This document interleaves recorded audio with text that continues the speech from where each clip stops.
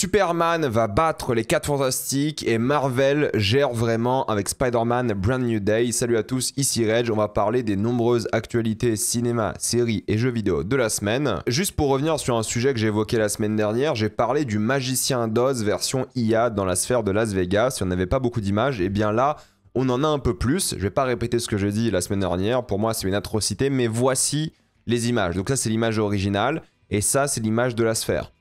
Voilà, c'est pas du tout le même film. Pour moi, c'est une honte. C'est quelque chose qui se complètement travesti. C'est horrible. Voilà. Ça, c'est ce que vous voyez. Normalement, dans le film, il y a genre que ça qui existe. À peu près. Le reste, c'est de l'IA qu'ils ont inventé. Voilà. C'est horrible. Plus vous regardez des vidéos de ça, plus c'est infâme. Bref, je vais pas en reparler ici. Sans un bruit 3 est confirmé avec une date de sortie en juillet 2027, et on sait aussi maintenant que John Krasinski, qui était le réal et scénariste des 2 premiers films, va aussi réaliser et écrire ce prochain projet. Pourquoi pas, moi c'est une saga que j'aime bien, donc j'ai envie d'y croire. Il y a eu la bande-annonce aussi, j'en ai pas parlé la semaine dernière, mais de Primitive War, j'avais réagi d'ailleurs sur Twitch, je sais plus quand, mais bref, j'en avais vite fait parler en Twitch, et là, c'est vrai que ça a l'air génial, c'est une sorte voilà, de film sur la guerre du Vietnam, mais avec des dinosaures. Il y a des séquences qui sont un peu laides, j'avoue, mais vu que beaucoup est dans la brume, de nuit et tout, les effets spéciaux passent plutôt bien. Ça sort en août aux États-Unis et pas de date de sortie française malheureusement, mais peut-être ça sera disponible en ligne assez rapidement, on verra bien. Ça, j'ai envie de regarder, j'ai envie d'en faire une critique parce que ça a l'air assez barré et c'est cool d'avoir des films de dinosaures qui sont pas Jurassic Park, en fait, tout simplement, parce qu'on n'en peut plus de Jurassic Park. Ça a l'air assez fun, barré, ça a l'air super violent aussi, généreux, plein de dinosaures. Je pense que ça peut carrément le faire. Eddie Wang est un réalisateur qui a fait pas mal de projets auparavant, qui est énervé contre Mubi. Vous savez, la plateforme de streaming de films classiques ou indépendants qui fait de plus en plus de productions. Et il faut savoir que ce mec-là, il a fait un documentaire pour Mubi que la plateforme ne sortira pas au final. Le documentaire est prêt, mais il ne sortira pas, car il a critiqué Mubi par rapport à son financeur pro-Israël. Et c'est vrai qu'on ne sait pas trop si c'est vrai ou pas. Mubi a nié, Mubi on dit que c'est pas vrai. C'est pas à cause de ça qu'on sortira pas le documentaire. Ils n'ont pas donné de vraies raisons qui satisfait complètement Eddie Wang, mais le documentaire ne sortira pas. Et lui, il pense que c'est parce qu'il a complètement protesté contre le financeur de Mubi. Rappelez-vous, j'en ai parlé il y a quelques mois déjà, Mubi est maintenant financé par une entreprise qui finance la défense israélienne. C'était beaucoup d'argent, c'était 100 millions que cette entreprise a donné à Mubi. Et cette personne-là, on ne sait pas si c'est vrai ou pas, mais a dit que c'est à cause de ça que pour le coup Mubi a supprimé son documentaire et ne sortira jamais. On verra bien ce que ça va donner dans les semaines qui viennent. Et on ne sait pas si c'est vrai non plus. En termes de box-office, on a Bad Guys 2 que je n'ai toujours pas vu. Je suis pas dans le mood de regarder ce genre de film en ce moment au cinéma. Peut-être je regarderai plus tard à la maison. Mais il a rapporté 45 millions au box-office international, ce qui est assez intéressant parce que le film coûte 80 millions. Donc voilà, les films pour enfants comme ça, le bouche à oreille en général se fait plutôt bien. Et c'est l'été, c'est les vacances et tout. Donc il faudra plusieurs semaines avant de définir si ce film est un succès ou pas. Mais surtout que le premier avait fait 250 millions. Donc en réalité, faire 45 millions sur un budget de 80... c'est pas mal, voilà, c'est pas dingue, mais c'est pas mal, et à voir, parce que parfois le bouche à oreille, et le fait que le film reçoit de très bonnes critiques, ça peut faire exploser un film au box-office, on verra ce que ça va donner. Par contre, le bouche à oreille de Bring Her Back, qui n'est pas sorti dans tous les pays tout de même, je précise, mais il est sorti la semaine dernière en France, et j'en ai fait une critique, est moins bon que Talk to Me. Talk to Me, des mêmes réalisateurs, avait fait 90 millions au box-office international pour un budget, je crois, de 3 millions, c'était ridicule. Là, le film a un budget de 15 millions, c'est un bien plus gros film, qui est pas mal, moi j'ai bien aimé, mais encore une fois, vous savez où trouver mon avis. Il est à 27 millions dans le monde actuellement.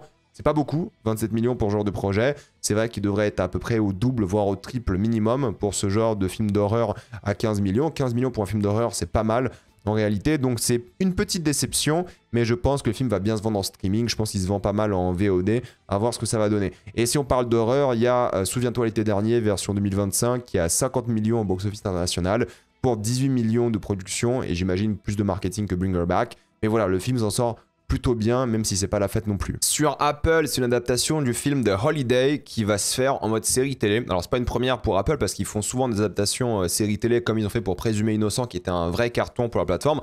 Là ils vont faire The Holiday et je pense que ça peut cartonner aussi. Le film est culte, la série peut être culte aussi, pourquoi pas, ça peut le faire. Et il faut savoir que Foundation est la série numéro 1 dans le monde sur Apple. Alors oui, on sait qu'Apple n'est pas la série qui cartonne le plus dans le monde, c'est évident. Elle fait 10 fois moins d'audience que Netflix, qui est quand même un énorme gap. Mais Foundation est première. Alors oui, il y a vraiment ce truc où c'est le bonus de sortie où les gens qui étaient fans des 2 premières saisons se lancent sur la 3e. Et moi, je suis à jour sur la 3e et c'est pas mal, j'aime bien. Je comprends pas grand-chose parce qu'il y a des ellipses de malades, il y a plein de personnages qui interviennent à chaque fois. Mais ils tentent des trucs, il y a des choses qui sont pas mal. Visuellement, ça déchire, je trouve, à certains moments en termes d'effets spéciaux, de décors et tout. L'e-Pay, c'est génial. J'aime bien Foundation, sans être une grande série, je l'affectionne beaucoup, donc je vous la conseille. Et je vous conseille aussi Smoke, mais je pense qu'on en parlera plus en fin de mois, qui est vraiment très bien comme série avec Taron Egerton. Si on parle d'Amazon cette fois-ci, c'est Steven Knight que vous connaissez pour le scénario de Peaky Blinders, de Taboo, de Locke, de Si. Le mec est super productif, il fait plein de films tout le temps, plein de séries à chaque fois, et il devait écrire Star Wars aussi, mais au final, il va s'occuper de James Bond. Pour l'instant, c'est le seul scénariste embauché sur le projet, j'imagine avec Denis Villeneuve qui va probablement aussi écrire une partie du film, mais Steven Knight écrira James Bond. C'est assez étonnant parce que c'est un mec quand même qui saute de projet à projet, qui fait plein de trucs, mais majoritairement de la série. Il a tenté de faire des blockbusters, mais ça s'est pas toujours très bien passé. Par contre, le mec bosse énormément. Il sort 1 ou 2 séries par an, c'est assez dingue, parfois en showrunner, parfois juste en scénariste. Il écrit énormément d'épisodes à chaque fois, donc c'est fou. Mais fatalement, cette fois-ci, il va s'attaquer à un gros projet, un gros blockbuster. Ça sera son premier gros blockbuster. Dommage que c'est pas marché pour Star Wars, parce que je pense que c'est le genre de mec qui aurait pu écrire du Star Wars de manière assez intéressante. Mais pour James Bond, bah, je le vois carrément le faire. Et peut-être, qui sait, le scénario sera prêt l'année prochaine ou en fin d'année s'il est inspiré. Et le tournage pourra commencer aussi l'année prochaine. On n'en sait rien, mais on verra bien. C'est tout ce qui manque pour l'instant, hein. C'est le scénario.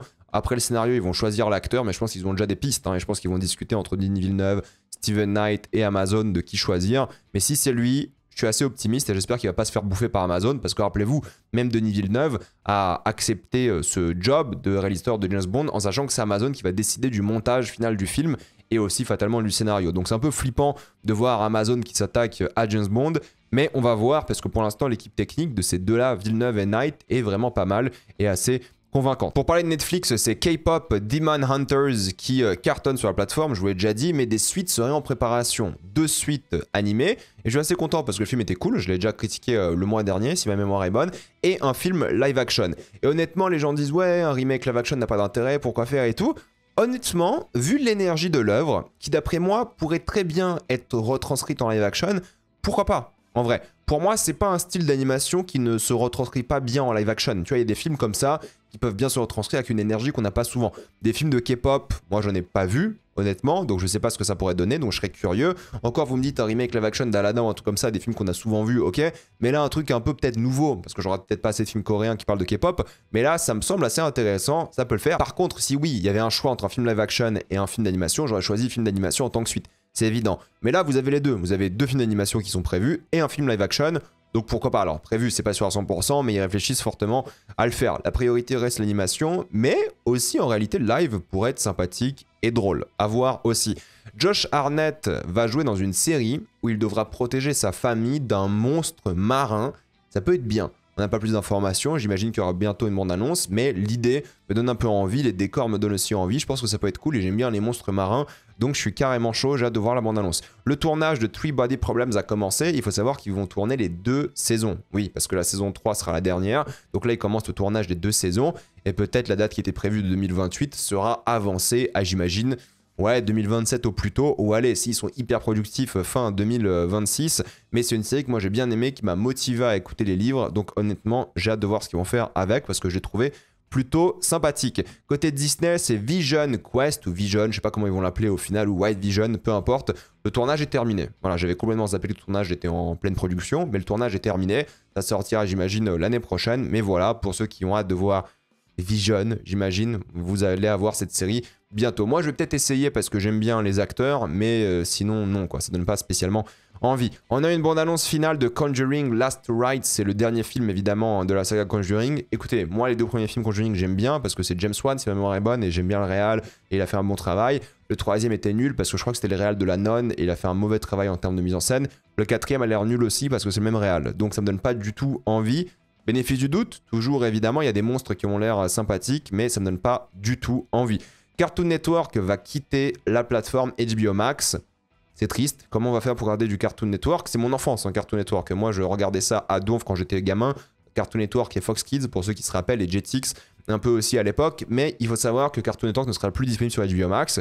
Et pour le regarder, bah, faudra aller autre part, hein, malheureusement. C'est triste parce que c'est quand même une partie d'un patrimoine culturel, artistique, et le seul moyen qu'il y aura plus tard, c'est vous d'acheter des DVD s'il y en a, ou de le pirater, donc c'est toujours un peu triste, tout ça pour faire des économies, ça me déprime à chaque fois que j'entends ça. Le tournage d'Industry saison 4 est terminé, et ça me fait kiffer parce qu'Industry, c'est vraiment bien, c'est kiffant. Si vous n'avez pas vu Industry sur HBO, regardez, c'est vraiment très très bien. Et j'ai hâte de voir la 4e saison parce que la 3e était clairement la meilleure de la saison. Et les scénaristes avaient dit à l'époque, c'est au bout de la 3e saison qu'on a compris comment écrire. Et ça, je respecte parce que HBO, il donne le temps à des séries d'exister, de créer une sorte de communauté de fans. Et vous devriez vraiment regarder Industry, c'est mortel. J'en avais parlé en vidéo il y a, je crois, 1 an lors de la saison 3, ou il y a plus d'1 an déjà, je sais plus. Mais en tout cas, Industry, c'est très bien, il faut aller le regarder. Pour parler un peu jeux vidéo, il faut savoir que Battlefield 6 a partagé sa bande-annonce multijoueur qui m'a donné pas mal envie parce que ça fait penser à l'époque où moi je jouais à Battlefield, donc Battlefield 3 en quoi 2011, il y a déjà des clashs entre Battlefield et Call of comme à l'époque, je suis rempli de nostalgie. Alors la bande-annonce m'a donné envie, les maps ont l'air assez géniales, il y aura 9 maps et 8 modes de jeu, donc pourquoi pas, il y aura aussi un free-to-play Battle Royale. Honnêtement les trucs Battle Royale comme ça j'en ai rien à faire, mais il y aura la bêta ouverte là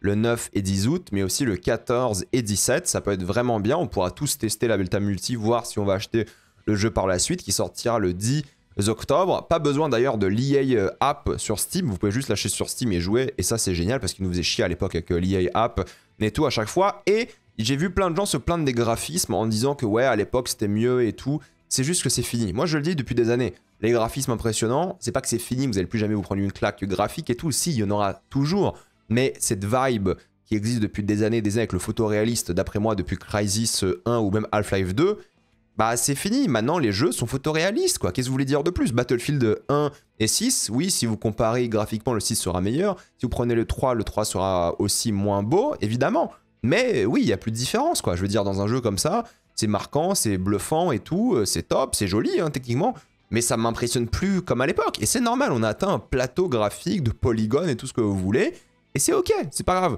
Donc oui, je m'attends plus à prendre de grosses claques graphiques dans ma vie. Moi, ce qui va m'intéresser maintenant, c'est les directions artistiques et tout, mélangé à la technique et la technologie d'aujourd'hui, évidemment.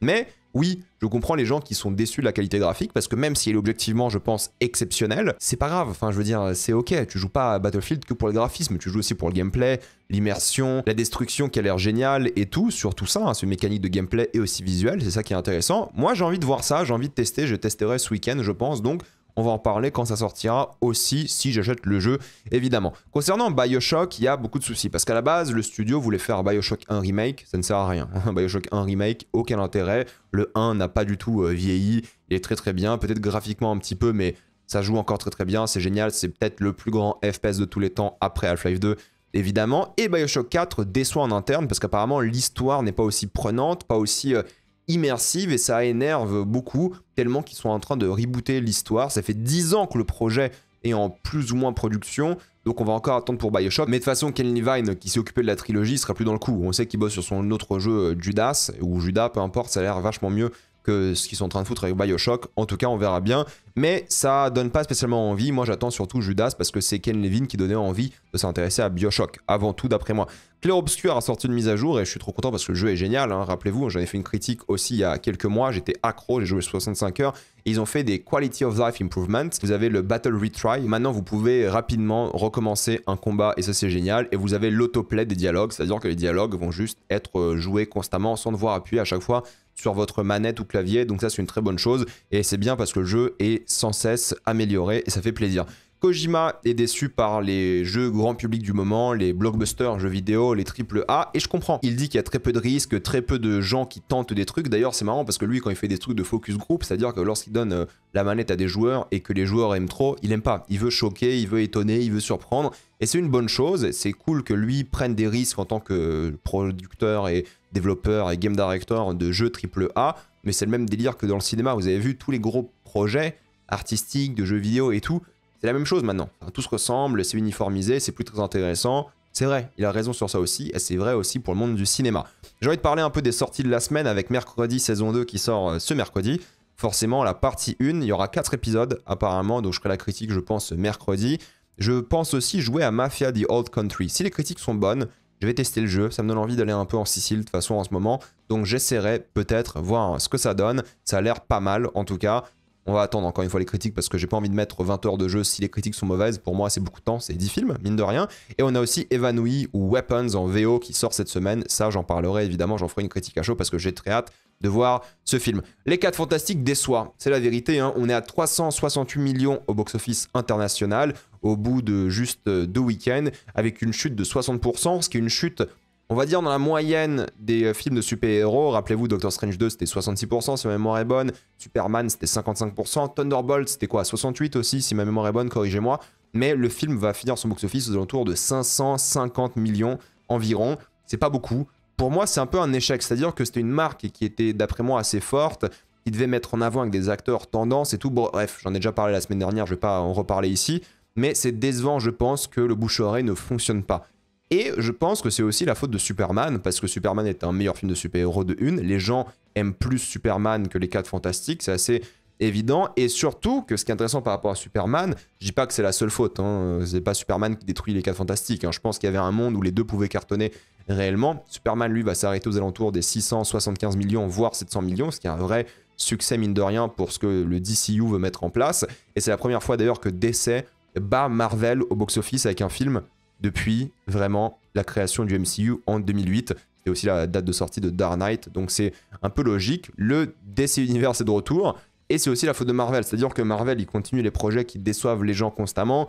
Mais bon, quand tu vois Thunderbolts qui était pas mal, qui flop, les 4 Fantastiques, moi je trouve assez passable, assez normal, sans être exceptionnel. Tu vois qu'ils marchent pas très très bien. Bon, voilà, on a des films qui plaisent un peu plus. J'ai pas envie de faire la guerre entre les deux, mais il y a un switch qui est en train de se faire dans le monde des comic book movies de super-héros. Après, il y aura des exceptions. Je veux dire, bien évidemment, que le Spider-Man qui va sortir va tout exploser. Je pense qu'il va peut-être même faire le milliard parce que Spider-Man est tellement une licence iconique, grandiose. Pour moi, Spider-Man, c'est le super-héros du box-office, quoi. S'il y a un super-héros qui cartonne toujours au box-office, peu importe le projet, c'est Spider-Man. Ensuite, on a Batman et ensuite, c'est un peu compliqué, quoi. Mais c'est les deux personnages qui cartonnent quasiment constamment au box-office. Et Spider-Man, ils ont fait un truc que je trouve assez intelligent, c'est-à-dire qu'ils ont révélé le costume. Vous le voyez ici officiellement. Ils ont aussi révélé les autres membres du casting avec John Bernthal qui est de retour, mais ça on le savait déjà. Mark Ruffalo qui sera de retour et qui fait toujours de la promotion de ce qui se passe évidemment à Gaza et en Palestine de manière générale, donc c'est bien qu'il en parle. Et aussi Michael Mando, que j'adore, hein, de Better Call Saul, de Far Cry et tout, qui va revenir en tant que Scorpion. Ça c'est cool parce qu'il était dans une scène post-générique de quoi, Homecoming je crois à l'époque. Donc c'est cool qu'il revienne. Et c'est une bonne chose parce que apparemment, je ne le savais pas, mais visiblement Sony oblige Spider-Man et ses films Spider-Man, parce que c'est Sony qui tient la licence Spider-Man, à avoir des personnages du MCU. Ils veulent pas faire un film Spider-Man solo. C'est dans le contrat Marvel, Sony. Ça, je ne savais pas, j'ai découvert récemment. J'ai vu ça en ligne, c'est assez marquant. Donc c'est pour ça qu'il y a toujours Hulk, c'est pour ça qu'il y a toujours Punisher et tout. Il y a plein de personnages du MCU parce que c'est une obligation légale, contractuelle. Et c'est pour ça qu'il n'y a jamais juste un film du coup du MCU avec Spider-Man uniquement. On ne sait pas qui sera le méchant supplémentaire. Il y a des gens qui disent que c'est peut-être Mister Négatif. Il y a des gens qui disent que ce sera le Scorpion sous symbiote et tout. On verra bien. Mais pourquoi est-ce qu'ils ont fait ça? Parce qu'ils ont révélé maintenant tout le casting. Pour rappel, voici le casting. Ne l'oubliez pas, vous le voyez ici. J'en ai parlé à chaque fois en vidéo actualité. Mais ça permet, d'après moi, une chose assez intelligente, c'est d'éviter les leaks. Parce que oui, là, il tourne à Glasgow, en plein milieu de la ville. Il y a plein d'images déjà du tournage et tout, de Spider-Man, Tom Holland, cascadeur et tout, sur un tank. Il tourne en plein Glasgow. Donc, il allait y avoir des gens qui allaient filmer constamment le film, dont le costume qui est fait cette fois-ci en effet pratique. Et c'est bien parce que ça permet d'éviter les leaks. C'est-à-dire qu'ils disent « Ok, on va commencer le tournage, on sera en ville, en extérieur. Pour une fois, pour un Marvel, ça fait un peu plaisir. On sera littéralement dehors, les gens vont voir, les gens vont prendre des photos et tout. Mais du coup, on va devoir montrer le costume, on va devoir montrer plein de choses pour éviter les leaks et prendre le dessus et l'avance sur ça.